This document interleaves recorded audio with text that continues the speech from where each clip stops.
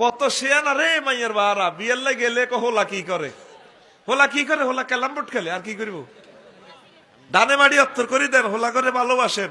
মাইয়ের বাহারা হোলা করে ভালোবাসে না, এই জন্য হোলারা অ্যাক্সিডেন্টে মারা যায়। আটকিবা মাইয়া লয়, আটকিবা।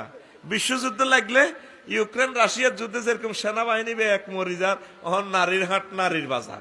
যেটাও এত হ্যান্ডম দেহাইও না, আল্লাহর রাস্তে মাইয়াগারে বিয়ে দি দাও, হরের বউ তুমি হালিও না, বউ ফালে। মাইয়া কি আরেকজনের বউ না, তো তোমরা হাইলতে কইছে কে?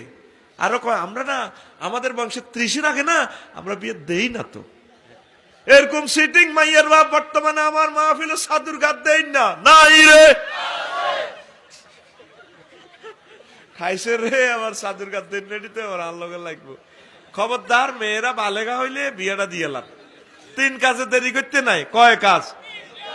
একটা হইলো জানাজার নামাজ, তারপরে জানাজা তুই যা ওহুদিরাত জানাজা আই গেলে নামাজ জানাজা পড়িয়ে লেবে, মইয়ত মরলে দেরি করিয়েন না। ওয়াসালাত তুই যা উকিতাত, নামাজের সময় হইলে তাড়াতাড়ি পড়িয়ে লেবেন।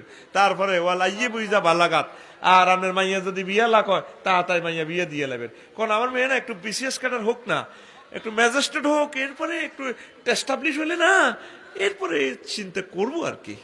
শুদ্ধ করি হাতে কথা কয়।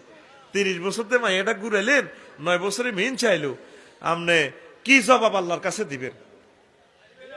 ঠিক কিনা? একটা গুণা যদি করে এই দায়িত্ব আমনের।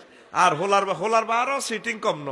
হোলা যদি সরকারি চাকরি টাকরি হয়, বহুত বালা চাকরি টাকরি হয়, হোলার বা যে বামফাল আমার 1 ফুট, আমি এদেশের কাকে দাম দেয়? আমার ছেলে